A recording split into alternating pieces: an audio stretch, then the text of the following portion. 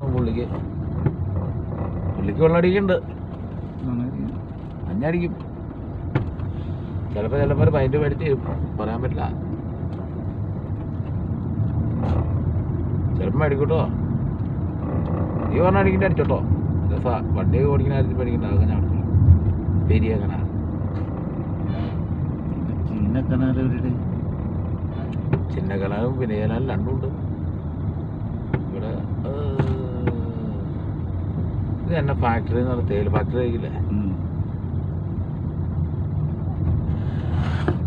ഞങ്ങൾ പുഴ കടന്ന് വട്ടം പോയി മീൻ പിടിച്ചിട്ടുണ്ട് ആനയിറങ്ങി ഡാമില്.